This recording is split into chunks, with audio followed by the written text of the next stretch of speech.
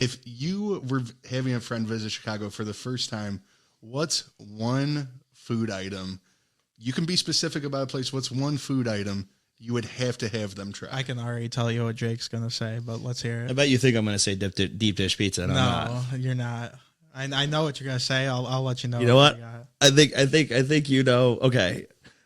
It's got to be the Rick and Benny's breaded steak sandwich, brother. It's got to be the Rick and Okay, I mean, because you even talk to people out here in the suburbs and people don't know what that is. Like I mentioned, because we're gonna have a Rick and Benny's food truck at Pollyanna in like 2 weeks, actually. Mm-hmm. So I was mentioning to people in my work, they're like, "What's Rick and Benny's? What's this?" I'm like, "Dude, you don't know until you know." You know, like, and the breaded steak sandwich is one of a kind. I think it got voted best sandwich in the United States, like in the early 2000s or whatever. But it's still just like a staple stone in Chicago. So I mean, it's the breaded steak sandwich. I mean, what about you, Jacob? It's delicious. It's a classic. I can get down with that. But honestly, if I'm taking someone out of town to a place in Chicago, I'm going to show them what real Chicago pizza is about. I'm talking thin crust bar style pizza, and we're probably hitting either Uno's or we're hitting Art of Pizza because we're not hitting some branch chain pizza joint. No, we're in Chicago staples. It's crazy. People come out here and they're like, "Oh, like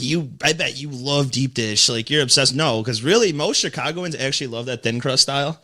I'm personally more of a thin crust guy. Like deep dish is cool just for the history behind it and how we're actually known for that. But I think every actual Chicagoan knows that their go-to is the thin crust. David, how about you? One food item. So I'm going to do a 2-in-1 because they're located on the same street directly across from each other. If the season is allowing you to, you got to go to Taylor Street. You got to go to Al's Italian Beef. I've had Italian beefs all over the city of Chicago. In my opinion, Al's the classic, best bang for your buck, the classic first ever Italian beef. And then right across the street, got to get you an Italian ice from Taylor Street. Mario's Italian ice. Best Italian ice in the city. So shout out to both of those. Definitely locations. All solid selections for sure. But I'll tell you one place where I wouldn't bring my guests. It'd be where the White Sox play baseball because that is agreed. That is just I don't know what you want to call it. 120 losses now. They are now tied for the record. About to shatter that probably the next game they play. I mean, I think we have one legitimate White Sox fan here with us. So, David, I just want you to say your piece with your team. Anything you need to say about what's been going on with them? Do you have confidence in them going into next year? Before we dive into our football talk, I just need to hear a grieving White Sox fan speak. So, floor is yours. Let me put it this way. Sell the team, Bozo. All right, they've already come out and said they're not going to be active in free agency this offseason. They said we got plenty of guys on the roster who just need to play quote-unquote better ball.